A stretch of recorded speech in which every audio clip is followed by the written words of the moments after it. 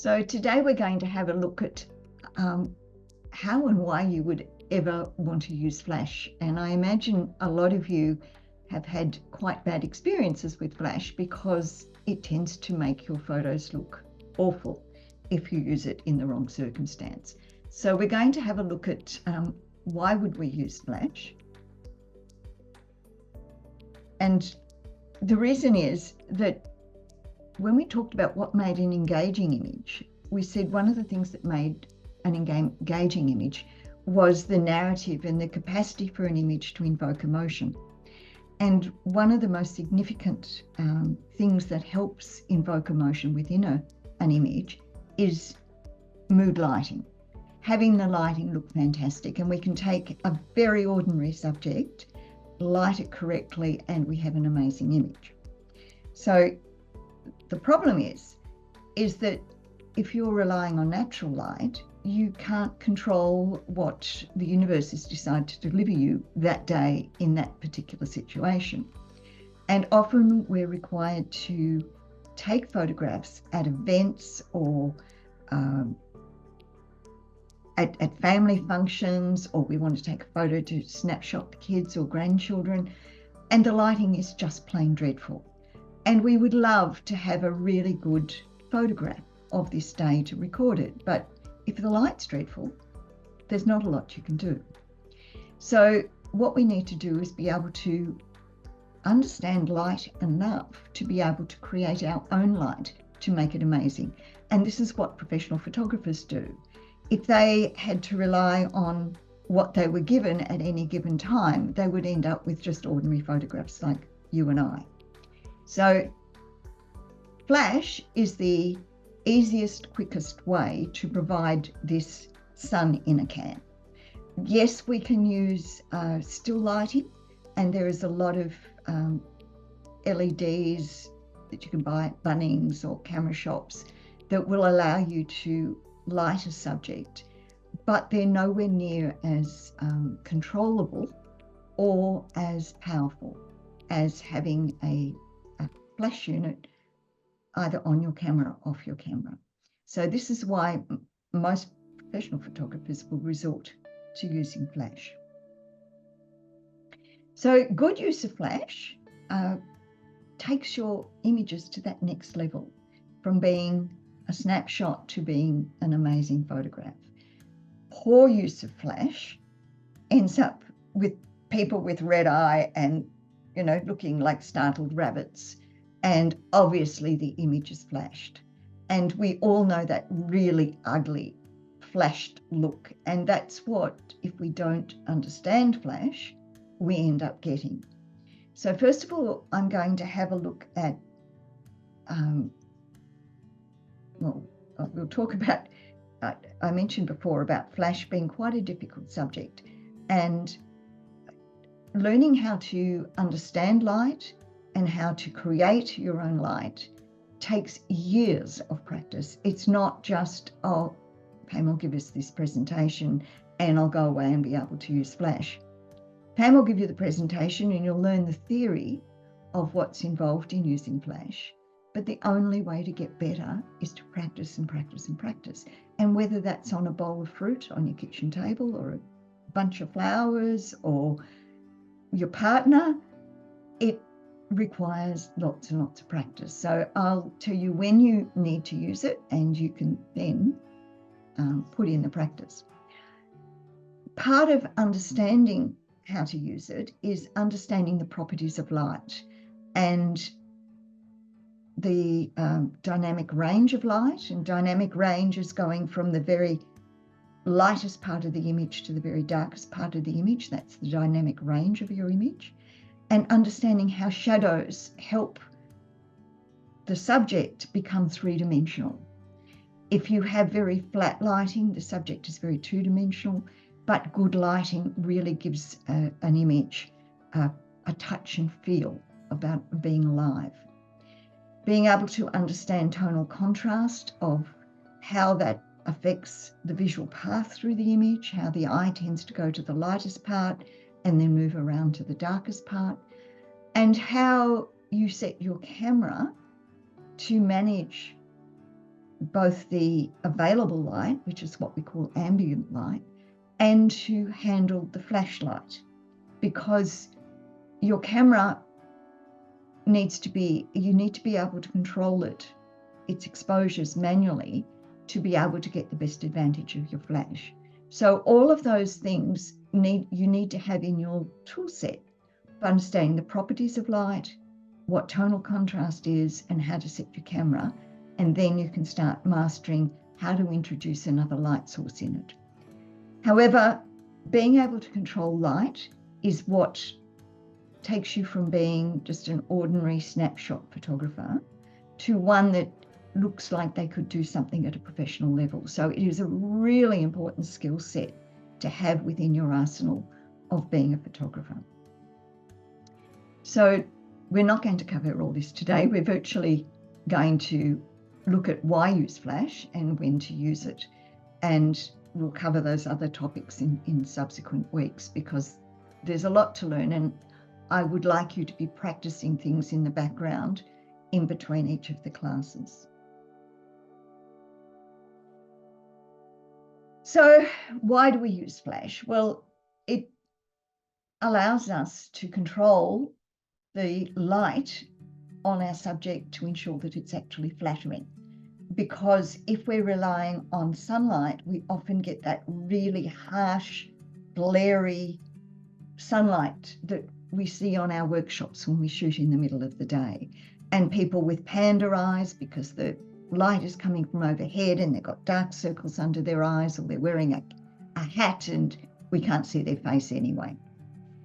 The other thing is, I have said to you, when we're composing an image, we always need to make sure that we separate the subject from the background. And we do that using aperture and depth of field.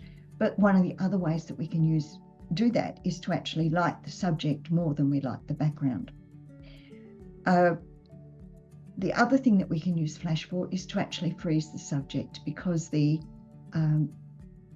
can have a much slower shutter speed, but by having the flash just on the subject, we can freeze the subject, and that avoids them blurring. And we can reduce the dynamic range in a scene down. Often when you show me your photographs, I've said, look, it was very difficult on that day, the dynamic range of the really bright sunlight and the really dark shadows.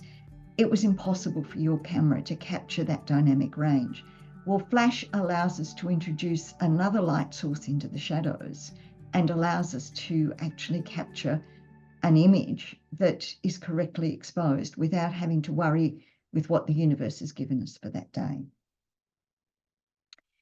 So we're going to go through today these first 4 different places where we can use flash to its advantage, and then next week we'll go through the next sets of situations where we can use flash for its advantage. So first of all, we're going to have a look at when we have low available light, and that's where most people think, I need to use flash because I have to use such a high ISO, it's really grainy. And you can see with that top image there, it was inside a shop, very, very grainy, very low contrast, very hard to distinguish the shopkeeper from the light, bright background that he had. And it makes for a very ordinary photograph. And these people asked me to take a photograph of them. They want to put on their website of the shop owner in the shop. Well, the only way that you can solve this problem is to light the shop owner with a flash. And so I'm not going to go into details of how you go about using the flash so he doesn't look like he's been spotlit and a deer in headlights.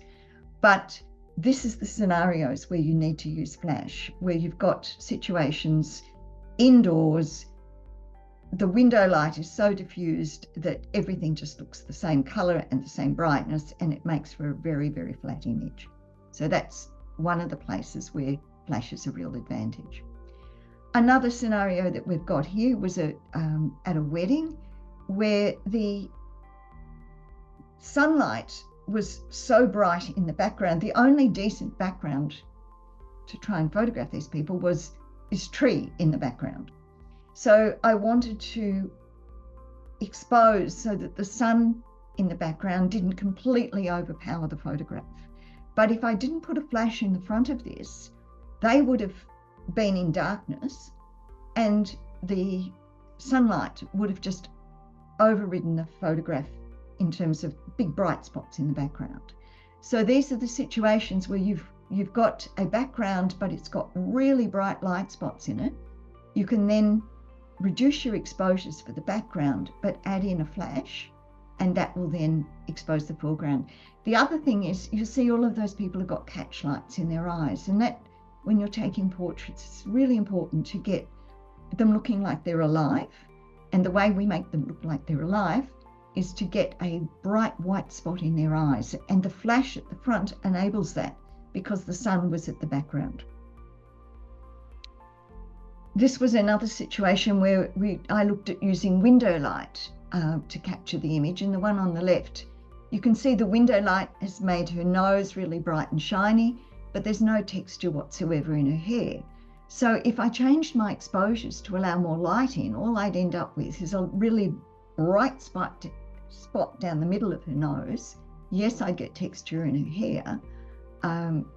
It would probably be a lot more grainy, but the white spot down the middle of her nose would just look dreadful.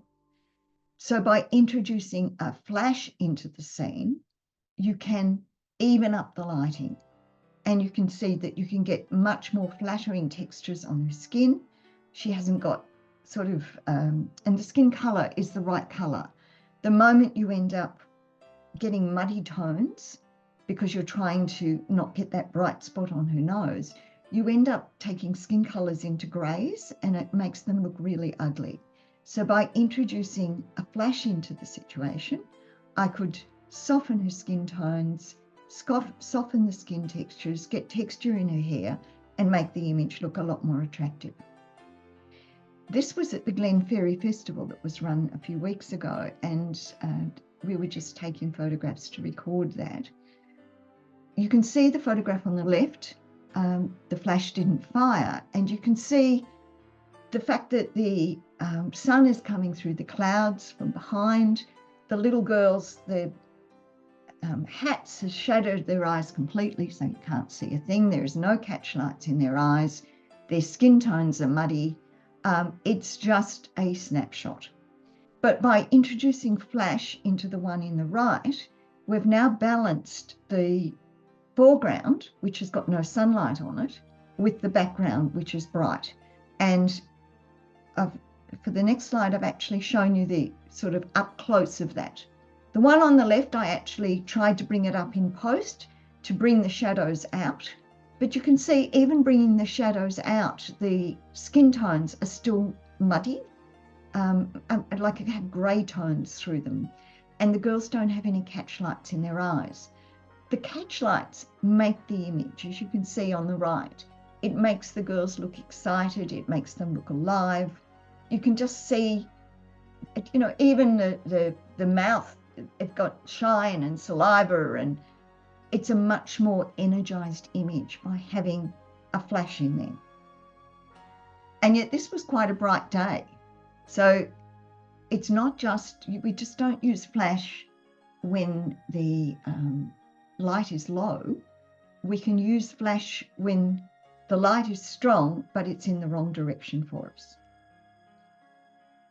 We can also, in situations indoors where we have that very high dynamic range, this was a situation where the windows were very brightly lit. The room was being filled with light from the light coming in the windows, but the best position to take the photograph was actually in the dark.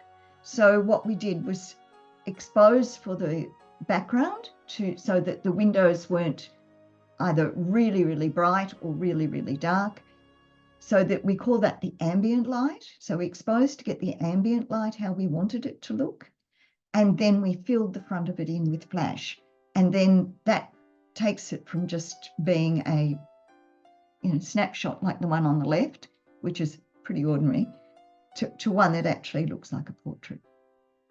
We're often wanting to take photos of interiors, and we find they're like the one on the left, that where we've got a window, the window over shadows the whole image. Our eye just goes straight to it, and we can't get enough light in that room to actually get the textures in the tiles and the bathroom. So if we expose to get the textures and tiles correct, we then end up with this overblown, really bright spot at the top there. So again, we use the flash to balance. So now we've got more light on the interior. We can get the textures on the tiles and the wooden bench, and the top window doesn't dominate the scene. So we've balanced the light here with flash. Again, this was at the Glenferrie Festival, and this is a situation where I didn't have the sky in the background, so I didn't have a really bright spot.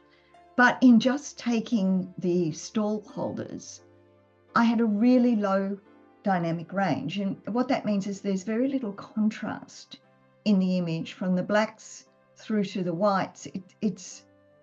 It'll be what we'll have as a bell curve in the histogram. But what it doesn't allow the subjects to actually stand out from the background. Yes, they're all in focus, and yes, the background is out of focus, not hugely out of focus, because I was trying to put them in context, but it's a bit flat. You know, you really have to dig them out of the image. Whereas by just putting the flash on the scene, they really stand out. So the right-hand ones use flash, and you can see the whites stand out to be a lot brighter and whiter, and it takes our eye to that part of the scene. We're often confronted with this situation where we need to make the subject stand out from the background in order for people to know what we're actually taking a photo of. And so in this wedding party, the background I exposed to be much darker, but then stood the subjects well off the background. They were probably at least 12 feet off the background, and then just lit them with flash. And that allows it to become a portrait rather than someone just, I think this was outside Parliament or Treasury. And the one below, this gentleman wanted to photograph for his website. I was photographing at a wedding. He was the person who was providing the music. And he said, can you do me a photo for my website? Well, again, I wanted an environmental portrait that showed it was a Greek restaurant. He was Greek, but I wanted him to stand out from the background, but I couldn't get him to stand really far away, but I needed to light him and try and keep the background dark. So again, by using flash, you can do that. So that concept of setting your camera so that the background will be dark and the flash will light the subject is the skill in using flash. And also to make sure that the flash isn't too strong, that it doesn't just brightly light the subject so it's obvious that they've been flashed, that the flash ends up being quite soft, allowing their skin textures to show through, and gives you that 3-dimension of the subtle lightness to different sections of their skin and the darkness. So that we're going to sort of try and work through how do you go about using flash to do that. But these are all the places that flash is very useful. When you're photographing people, when you're dealing with the light you've been dealt, whether it's inside a house or in an event, and when you're trying to make it look like a professional image, but you've got shocking light. That's when you get out the flash, and with your sun in a can, you make the light as you want it. So first of all, we're going to have a look at when we can use flash to actually freeze the subject, because flash, if it completely lights the subject, has a much faster snapshot than what your camera has. So it can freeze things to 1,000th of a second, and it allows you, for your camera capturing the ambient light, to have a much lower shutter speed. It allows the things in the background to blur because it's got a slower shutter speed, but the person that you're actually taking won't be blurry because they've smiled or moved their head. It will actually snapshot the action with flash. And this was a photograph that I took this New Year's Eve. I had the opportunity to be standing on a balcony to look over the city to see their fireworks. But you can see from the photograph on the left, I can see the fireworks and I can see the city lights, and I need to have a really slow shutter speed for that. It was about 50 seconds, I think. It was very long to get the city lights, because this is midnight, to be bright enough to actually show in my photograph. But it's a fairly boring, compositionally, fairly boring photograph. So I did have, on the left-hand side, I did have the champagne glass up there, but you can't see it because it's so dark. So what I did was combine the two photographs. I photostacked them because when I shot the glass, the focus was on the glass and the background was blurry because I could not get the depth of field of infinity and the glass that close. So I focus stacked the two shots and shot the hand with the glass of champagne and then shot the background. Changed the focal point for the background. So this is where you can use flash creatively and also to freeze, because in the initial one, before I flashed it, I had the slow shutter speed and you could see the blurriness because someone can't hold a glass exactly, particularly this close to the camera, exactly still.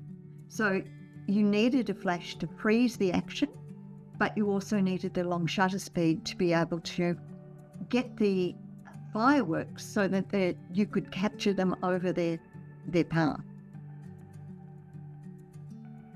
The other place that you can freeze the action is outside under natural light.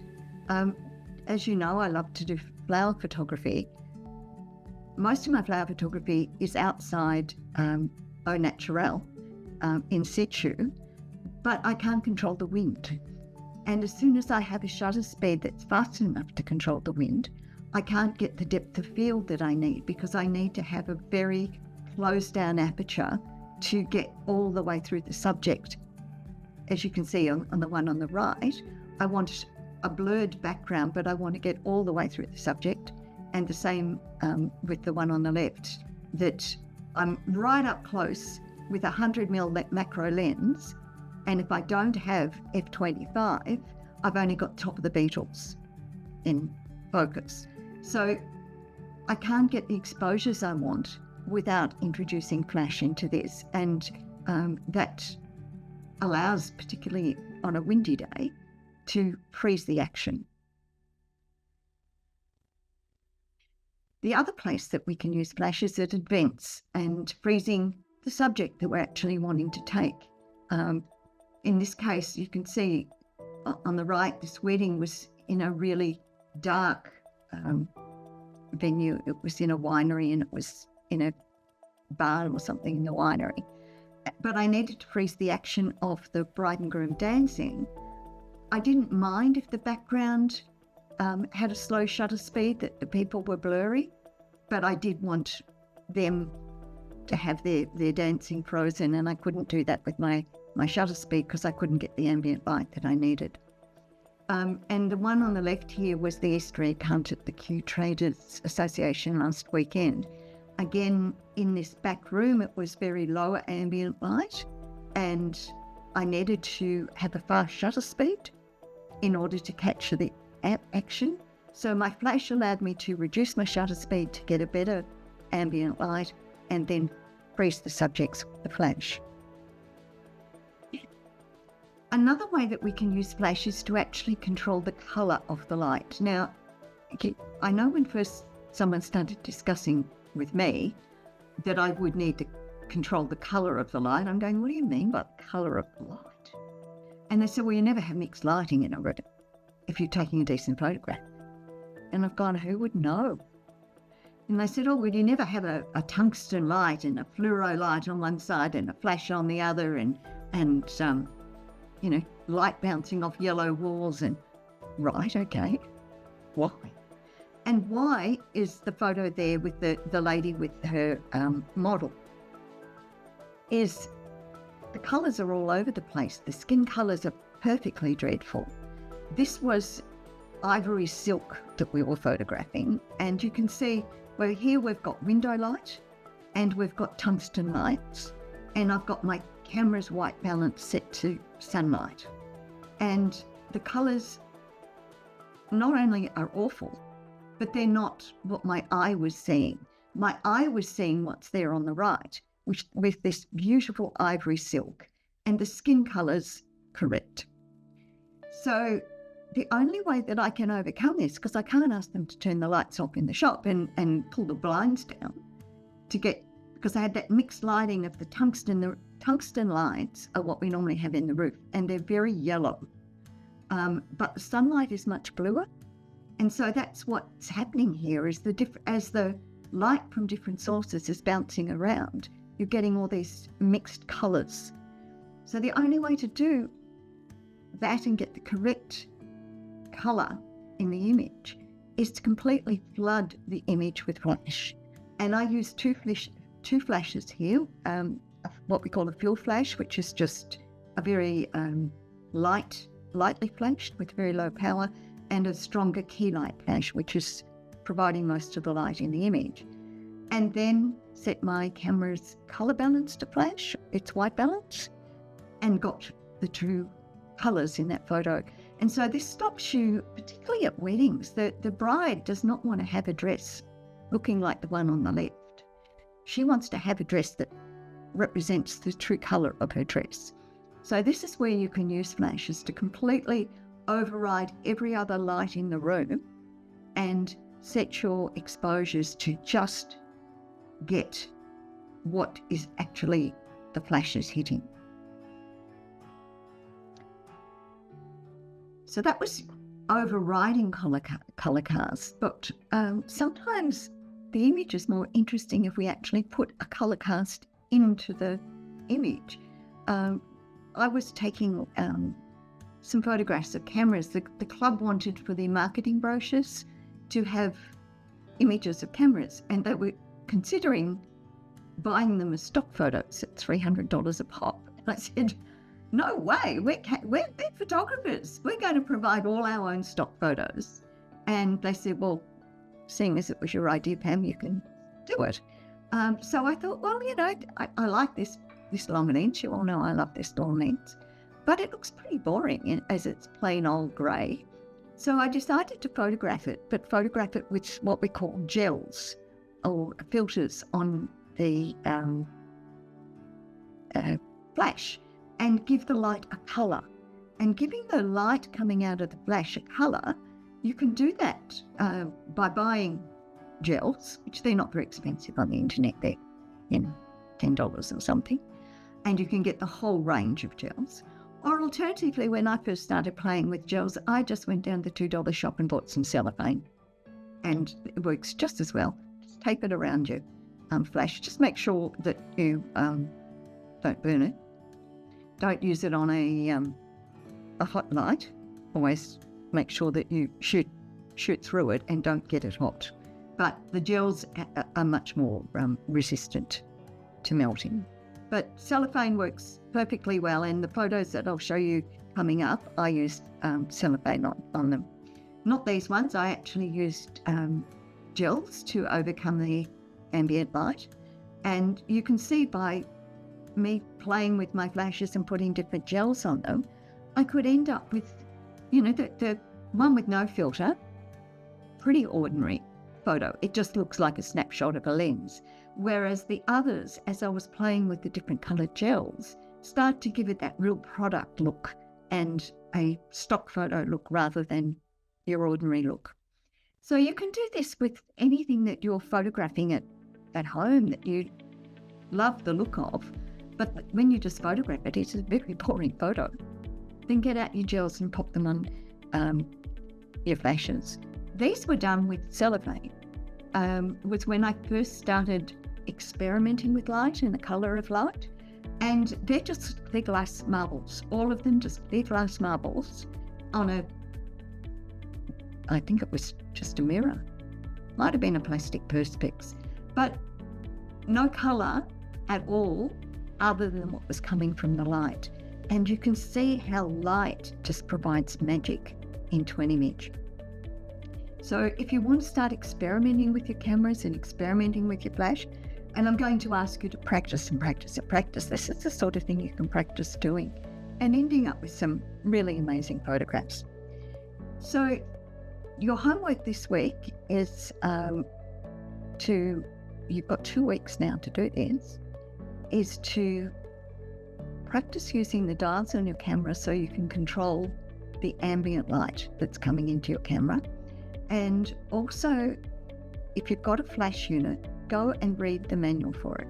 You need to be able to control your flash unit, and you need to know how it goes on your camera, if you've got a trigger unit for it, how to fire it using the trigger unit.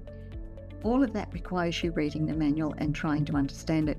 The other thing is there's some great YouTube videos. So if you've got a particular flash unit, just Google it for a YouTube instruction on it. And the same for your cameras. If you're not sure about how to set it so that you can control the exposures, things like the shutter speed and the depth of field using your aperture, then just Google your camera model and basic instruction on how to use your camera. Because if we're going to explore this subject of flash, we need to know both those things. And you've got 2 weeks now to practice and make sure that you know how to use your flash, make sure you know how to use your camera. So thank you